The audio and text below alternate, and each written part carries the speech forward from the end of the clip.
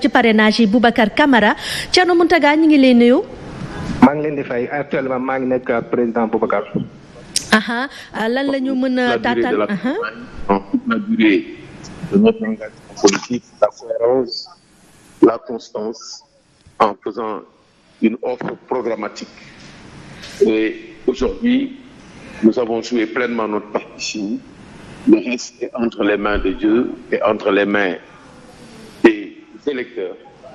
Et nous sommes convaincus que c'est le peuple sénégalais qui sera vainqueur, quelle que soit la situation. Voilà ce que je veux dire. Comment appréciez-vous depuis ce matin le déroulement du scrutin? Alors, je n'ai pas eu le temps d'apprécier le déroulement du scrutin. En tout cas, moi, j'ai voté normalement. On verra ensuite le processus. Ce n'est pas seulement le scrutin. C'est après les résultats, c'est après le traitement des PV, c'est après toute la procédure. Nous serons extrêmement vigilants parce que nous n'avons aucune confiance à ceux qui ont organisé cette élection depuis le début. Ils nous ont mis dans des péripéties extraordinaires. Ce que nous souhaitons être la dernière fois. Nous sommes en dernière ligne droite. Aujourd'hui, et le sentiment que ça nous Le sentiment, c'est que le peuple sénégalais s'est battu pour que cette élection se termine. Et elle s'est tenue. Cela veut dire qu'on peut continuer à nous battre pour que cette démocratie soit consolidée, quelle que soit la situation. Il ne faut pas laisser à la gouverne du hasard un processus aussi important que le choix d'un président de la République, que le choix d'élu. Nous devons définitivement nous battre pour que le Sénégal sorte des couloirs sombres des élections non transparentes, des élections où on a des problèmes de participation et des problèmes de décision unilatérale. Ce qu'il faut éviter, et c'est ça notre problème. Les deux plaies de notre processus électoral, c'est la participation et l'unilatéralité dans les décisions. tey ci wolof maanaam lan lañ war a mën a jàpp ni ci moom muy sa yëg-yëg tey maanaam pour élection. waaw tey dañuy sant yàlla bu baax li ñu mayee ñu mun a ñëw fii daal di wote fii Grand Yoff wote ci centre HLM Patte d'Oie ñu yaakaar ne rek élection yi nekk na yoo xam ne yi mosul am Sénégal métti woon na lool balaa ñu cee jot comme jot nañ ci métti woon na aussi ci ñëpp am nañu ci ñàkk seen bakkan am nañu ci ñàkk lu bare ci seeni alal ñuy ñaan yàlla bañ a def waaye lii tax ñu am yaakaar mooy fii mu tombe ñu nekk ci weeru koor normal ko campagne bi lépp même bu fekkee campagne bu gàtt la woon mu tombe it mu tombe ci lu jëm ci semaine sainte boo xam ne bii ci la ñu jëm jublu ci pat mun nañ am yaakaar ne élection yi yàlla sàmm na sàmm boobu mu ci sàmm nag ñun li ñu waroon def nañ li ñu tànnoon mooy ñu def suñu élection wax suñu programme wax fan la ñu bëgg a jëmale Sénégal ñu yem ci loolu wax ko Sénégalais yi te wóoru leen ne fii ñu jëm ñoom dinañu tànnal seen bopp lépp lu ñu munti tànn nag ñun dinañ ko nangu xam ne loolu la yàlla dogal xam ne c'est le peuple sénégalais moom moo gañ léegi nag élection yi dafa am ñaari yëf yi mu feeñal yoo xam ne yu doy waar benn bi mooy ay weer a ngi nii ñuy xeex pour kuy bokk ak ku dul bokk ak ku war a bokk ak ku warul bokk loolu warul am ci élection loolu loo xam ne nii lu ñuy ñaawlu la ñaareel bi ñuy ñaawlu mooy ay dogal yoo xam ne jël nañ ko ci élection yoo xam ne diisoowuñ élection dafa laaj diisoo loolu mooy li ñuy wax consensus mooy kenn warul jël benn dogal daa di ko imposer yeneen yi parce que compétition la maanaam jongante la loolu ñaar yooyu daal la ñuy ñaan yàlla mu bañati dellu si Sénégal ñi ko def nag responsabilité yi xam nañu ko yaakaar naa ne képp ku mun a gagné élection yi war nga fexe ba loolu dootul amati loolu moom mooy suñu taxawaay tey di leen sant. suba ba léegi noo ko gisee. waaw ni ñu ko gisee nii gis nañu ne nit ñi génn nañu mais amuñu benn élément bu ñuy permettre ñu apprécier te vote bi du tey rek événement bi ñu ñëw voté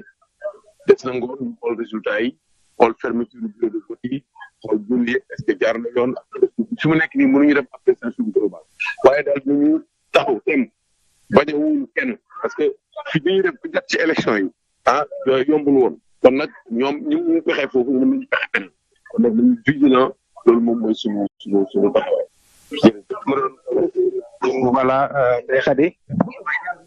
mu doon kàddu yi nga xam ne rek kii di président Boubacar Camara daal dina koy yëkkati fii nag ci fi nga xam ne moom moo di centre bi nekk ci HLM Patte d'Oie bi nga xam ne moom mi ngi daal di wootee rek ci bureau bi nga xam ne moom moo di bureau numéro 1 di fàttali aussi tamit fii 11 bureau de vote la.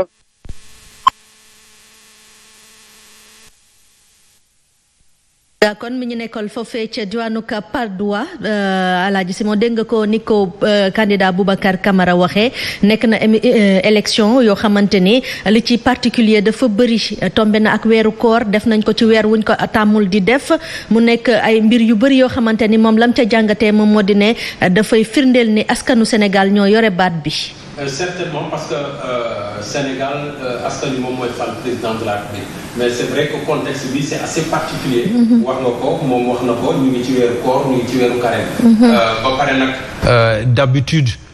da doon fekk ñun ñu weesu période bi en tout cas li ñu tàmm ci élection présidentielle ci mandat yi passé période bi daf ñu daan fekk soit élection bi jeex na wala boog ñuy envisager deuxième tour bu fekkente ne ñaar ñoo génn donc lii dafa waroon fekk déjà ñuy xalaat la ñuy jëm kay mooy installer président mais ren moom y a eu tellement de particularités foofu le justement observation bu Evelyne Mandiouba amee solo sànq parce que mu ngi ñuy wax ne la presse nationale et la presse étrangère se bousculent au lieu de vote du candidat de la mouvance présidentielle également on a vu la même situation ailleurs avec tous les autres candidats yi nga xam ne ñoom également voté nañu presque presse bi yëpp leen topp presse bi yëpp leen bëgg a recueillir seeni ay impressions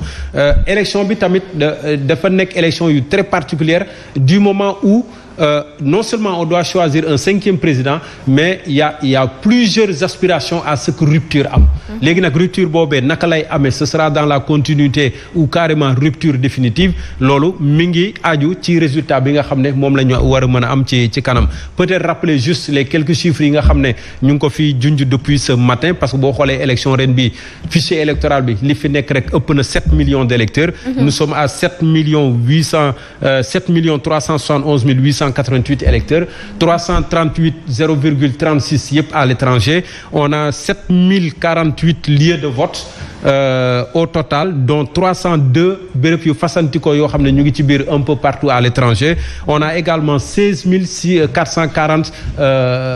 bureaux de vote yoo xam ne 807 yi également c'est à l'étranger parce que étranger également il faut ñu xam ne foofu tamit ay doomu Sénégal ñoo fay dund te am nañu seen i baat ci réew mi. am nañ seen baat ci réew mi muy baat bu am important bu am solo dañuy nag daal di dem ci diwaanug Bambilor dem fekk ji fa Mouhamed Diop mi ñu teewal foofule Mouhamed ñu ngi leen nuyu.